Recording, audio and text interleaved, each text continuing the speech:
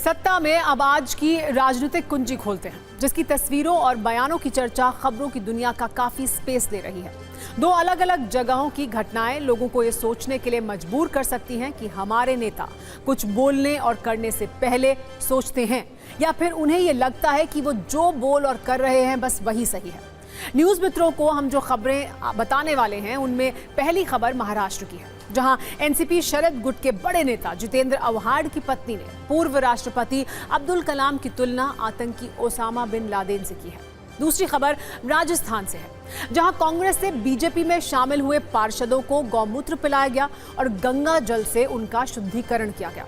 एक एक करके दोनों खबरें बताएंगे, लेकिन पहले बात महाराष्ट्र की करते हैं, जहां पूर्व राष्ट्रपति अब्दुल कलाम की तुलना आतंकी ओसामा बिन लादेन से की गई है।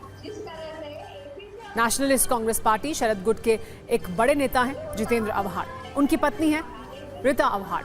तो गुरुवार को मुंबई से सटे ठाणे के एक कार्यक्रम में वो पहुंची थी। वहां उन्हें शिक्षा के महत्व पर भाषण देना था।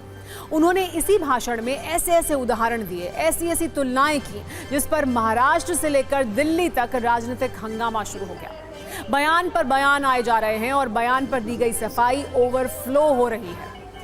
आव्हाड ने अपने भाषण में कहा कि जिस तरह अब्दुल कलाम राष्ट्रपति बने, उसी तरह लादेन आतंकी बना था। लादेन मां के पेट से आतंकी बनकर पैदा नहीं हुआ था, उसे समाज ने आतंकी बनने के लिए मजबूर किया।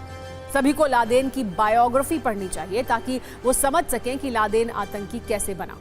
अब बीजेपी और उसके सहयोगी ऋचा आव्हाड पर भयंकर गुस्से में है। बीजेपी कह रही है कि ये वही मानसिकता है जिसके तहत अफजल हालात का मारा दिखाया जाता था, याकूब बेचारा दिखता था और बुरहान वानी में हेडमास्टर का बच्चा दिखता है।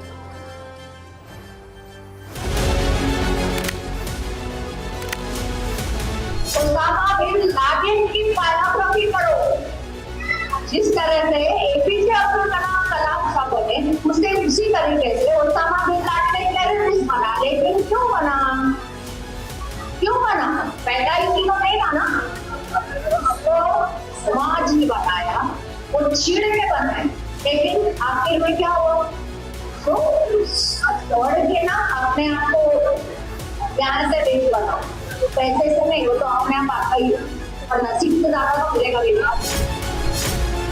मुस्लिम वोटों को आकर्षित करने के लिए अगर आप कम्युनलिज्म चलाते हैं, सांप्रदायिक विचारधारा रखते हैं, देश विरोधी विचारधारा रखते हैं, ओसामा बिन लादेन की जय जयकार करते हैं, उसके आत्मचरित्र के बारे में लोगों को बताते हैं, मुझे लगता है कि यह एक प्रकार की सांप्रदायिकता है और यह भारत के हित के खिलाफ है। आतंकवादियों के प्रति सॉफ्ट कॉर्नर रखना ये इंडी अलायंस का चरित्र है।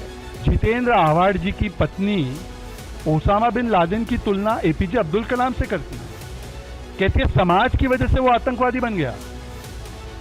मतलब कि समाज पर दोष डालना और आतंकियों को क्लीन चिट देना।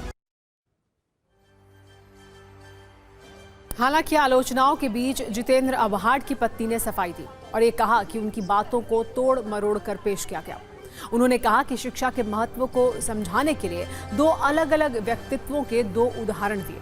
छात्रों से कहा कि मोबाइल फोन छोड़ें और अब्दुल कलाम की किताबें पढ़ें। ओसामा बिन लादेन आतंकवादी क्यों बना, ये भी पढ़िए।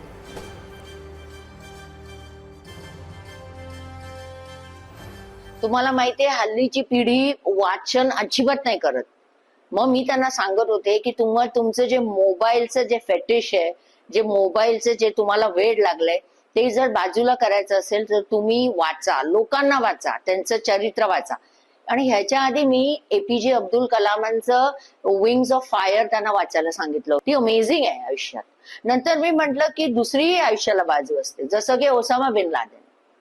तो का टेररिस्ट झाला? जन्मता कोणी चांगलं किंवा वाईट नसतं, पण त्याचा अंत खूप वाईट झालाय। एक्झॅक्टली मला त्यांना हेच सांगायचं होतं। तिकडे बसलेल्यांनी फक्त माझं ते एक वाक्य एडिट केलंय। मला कळत नाहीये की हल्ली व्हॉट इट इज।